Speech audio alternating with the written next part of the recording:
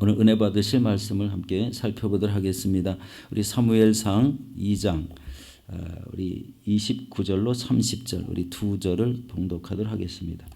사무엘상 2장 29절로 30절입니다. 우리 성경을 보시고 또 스크린을 보시고 우리 함께 합독하도록 하겠습니다.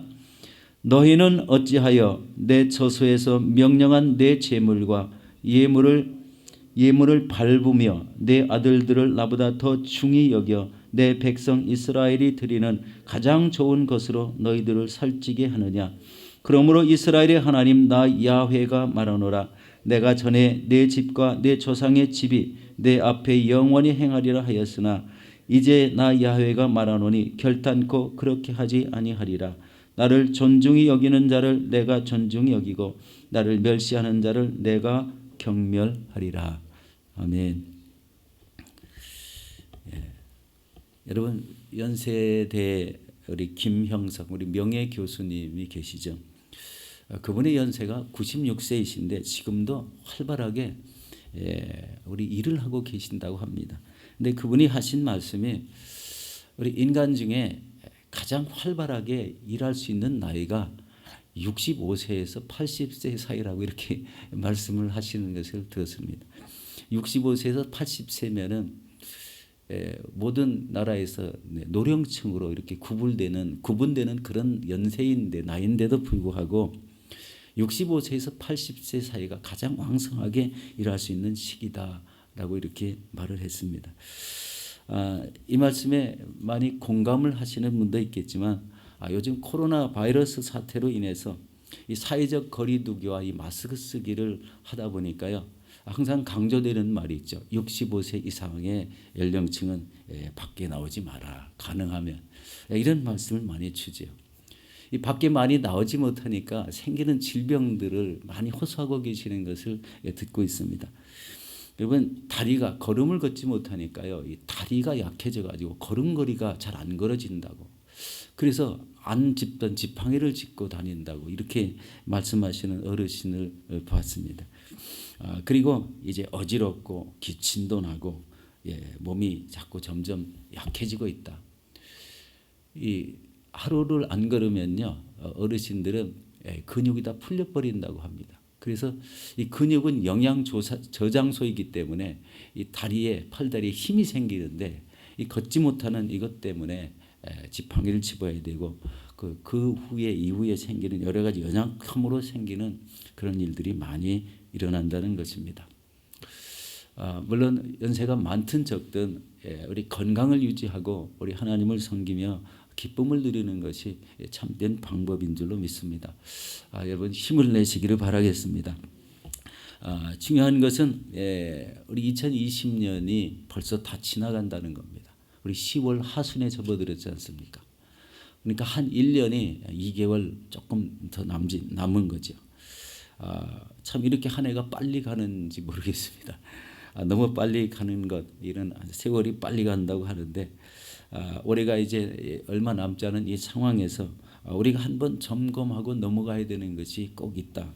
그것은 바로 하나님과의 나와의 관계가 과연 지금 어떤 상태일까라는 겁니다.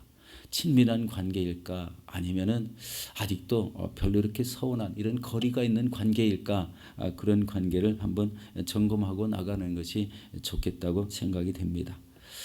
여러분 오늘 말씀은 어떤 하나님의 사람 선지자가 엘리 제사장에게 찾아와서 엘리 가문에게 일어날 일들을 이야기해 주고 있습니다. 무서운 일들입니다. 그런데 그 이후로는 우리 새로운 이런 한 제사장을 일으켜서 하나님이 그 사람을 통해서 나라를 견고하겠다는 이런 예언의 말씀도 주고 있습니다.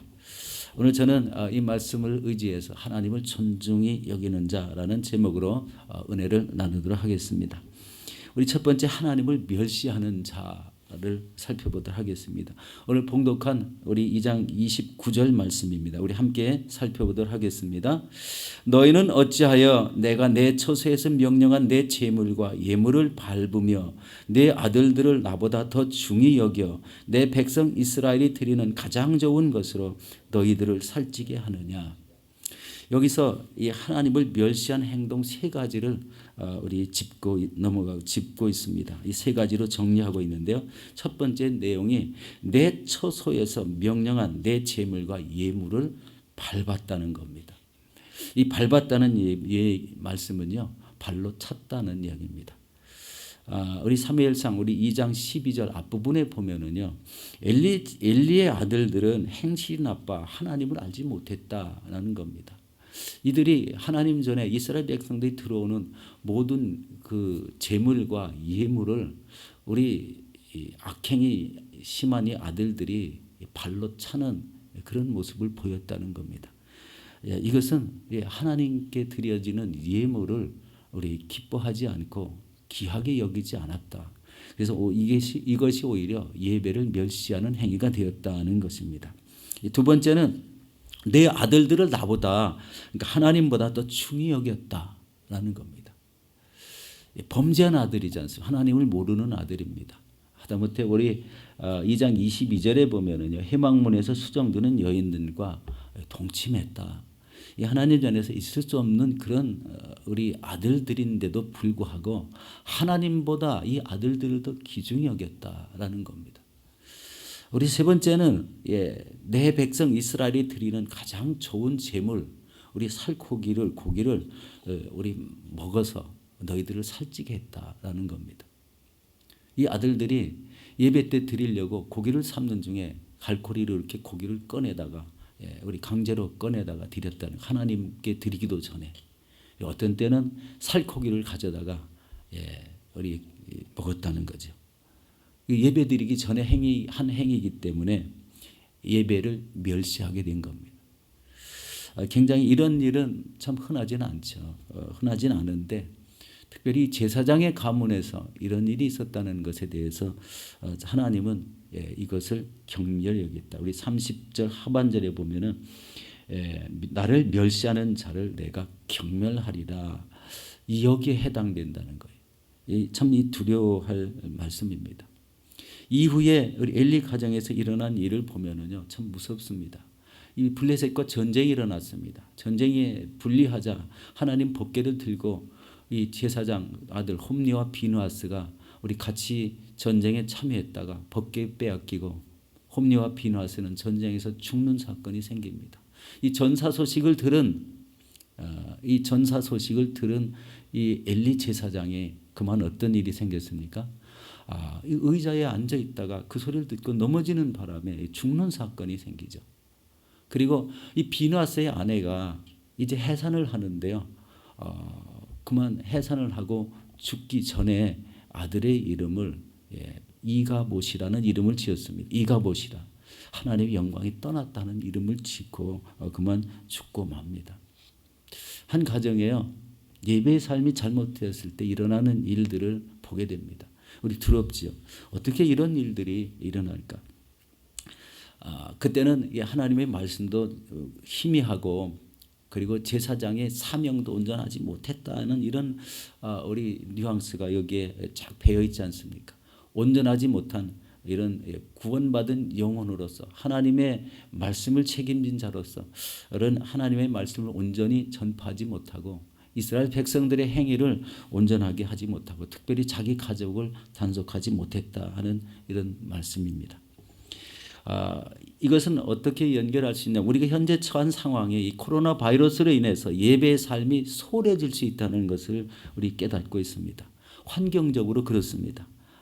우리 예배를 온전히 나오지 못하게 하니까 영상 예배를 겸하다 보니까 이 성전에 나오신 분들은 마음가짐도 새롭고 우리 하나님 전에 나오는 이런 참된 모습이 있지만 영상 앞에 선 사람들은 이런 여러분들 같은 동일한 모습이라고 우리 생각되지 않는다는 거예요. 이게요, 하나님 앞에 예배드리러 온 자세가 하나님이 보시 기뻐 받으시는 자세인가 아니면은 하나님이 경멸히 여길 수 있는 자세인가, 이것이 굉장히 중요하다는 겁니다. 우리 한 모습이 습관화되면은 고치기가 어렵습니다.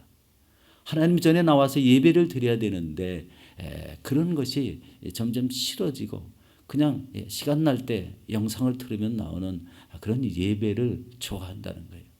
그런데 예배 앞에 앉아 있어도 이런 영과 진리로 드려지는 예배의 자세가 아니라면 거기에 문제가 있다는 거죠. 여기서 살펴볼 것은 바로 이 예배를 멀리하고 자녀를 하나님보다 중요시하고 하나님 전에 바쳐진 제물을 우리 많이 갖다 먹어서 가족이 피둥피둥 살이 쪘다, 이런 말씀인데요. 하나님 보시기에 이게 경멸의 대상이었다는 겁니다.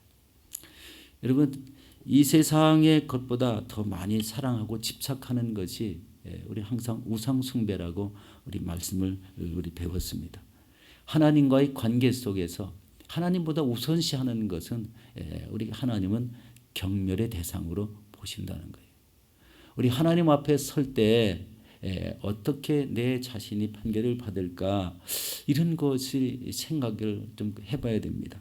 그래서 바로 이런 하나님의 관계를 친밀하고 우리가 하나님과의 그 말씀을 행하는 이런 순종의 삶이 충만할 때는 아무 문제가 없겠지만, 하나님의 관계가 이렇게 이상한 자기중심의 관계가 되고, 그리고 자녀들을 더 중시 여겨서 하나님은 멀리하고 자녀들을 더 귀중히 여기는 이런 것도 하나님 보시기에는 좋지 않은 상태다.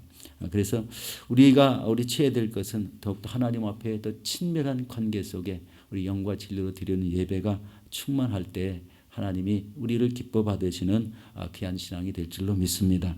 두 번째는 하나님을 존중히 여기는 자입니다. 우리 30절 말씀 한번 다시 보도록 하겠습니다. 그러므로 이스라엘의 하나님 나 야훼가 말하노라. 내가 전에 내 집과 내 조상의 집이 내 앞에 영원히 행하리라 하였으나 이제 나 야훼가 말하노니 결단코 그렇게 하지 아니하리라. 나를 존중히 여기는 자를 내가 존중히 여기고 나를 멸시하는 자를 내가 경멸하리라. 나를 존중히 여기는 자를 내가 존중히 여긴다. 이 말에 그 말씀 전에, 존중히 여긴다는 말씀 전에 내가 결단코 그렇게 하지 아니라는 말은 이제 제사장직을 박탈하겠다라는 것입니다. 무서운 이야기죠. 그런데 여러분, 여기에서 우리가 이제 살펴봐야 될 것은 하나님을 존중히 여기는 이런 삶이 어떤 삶인가라는 것을 다시 한번 살펴보도록 하겠습니다. 첫째로 하나님은 영과 진리로 예배드리는 자를 존중히 여기신다. 요한복음 우리 4장 24절 말씀이죠. 하나님은 영이시니 예배하는 자가 영과 진리로 예배할지니라. 여러분, 여기에서 영의 개념은요, 우리 인간에게 주어지는 능력과 생명을 말합니다. 이것은 영생을 말하죠. 그러니까 영이란 개념이 우리 안에 들어올 때 그것은 바로 능력을 주시고 우리에게 영원한 생명을 주신다. 이게 영의 개념입니다. 이렇게 생명을 주시는 영에 참여하기 때문에 우리 성도는 바로 영과 진리로 예배하는 자들이 되는 것입니다. 영이란 하나님이 주시는 생명력의 근원이고, 진리라는 것은요, 예수로 계시된 하나님의 실제를 말합니다. 실제 이 안에 계신 예수 그리스도에게 우리 예배를 드리는 이런 삶을 말합니다. 따라서 우리가 가장 우선적으로 우리 바로 세워야 될 것이 바로 예배의 자세입니다. 예배가 온전하면 다른 신앙의 자세도 온전하게 유지될 수 있습니다. 예배가 개념이 그렇게 중요하다. 우리 영의 생명이 살아나고, 그리고 우리에게 알지 못하는 영적 능력이 임할 수 있는 것, 이게 영과 진리로 예배드리는 삶 속에 모든 것이 다 회복될 수 있다. 문제를 가진 것 많이 회복될 수 있습니다. 자기 가정에 문제가 있는데 가만히 있는 것도 더 문제죠. 하나님 전에 나와서 이 예배를 드리면서 그것을 기도로 하나님 앞에 아랠 때 그런 문제들이 다 해결될 수가 있는 것을 보게 됩니다. 여러분, 예배 생활에 정성을 기울이고 계십니까? 예배 생활, 우리 말씀드린 대로 영과 진리의 예배가 온전하게 여러분 안에 이루어지고 있습니까? 연말이 되기 전에 다시 한번 점검하시고, 이제 새해에 맞을 때는 더 이 하나님께서 기뻐 받으시는 예배의 삶이 이루어지시기를 바라겠습니다. 여러분, 하나님을 경외한다고 하면서 예배를 소홀히 하는 삶, 이것이 얼마나 모순입니까? 하나님을 경배하는데 예배 삶은 소홀히 하는 것.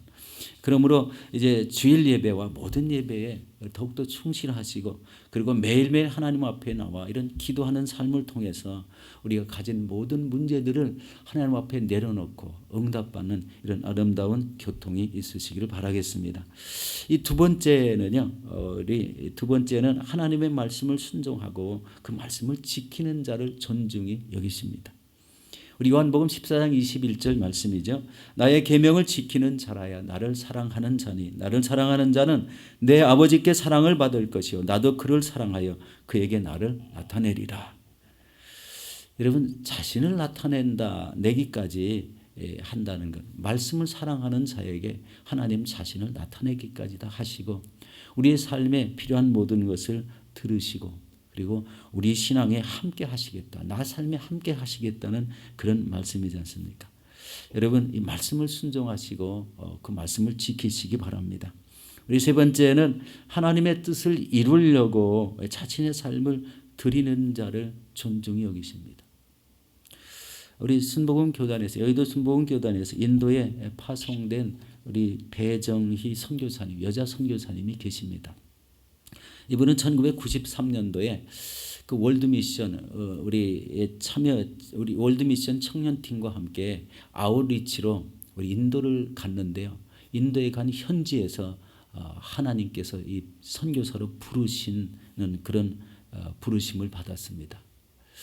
그래서 그 말씀에 순종해서 우리 1994년도 1월 달에 여의도 순복음교회에서 우리 선교사로 인도에 파송하게 되죠.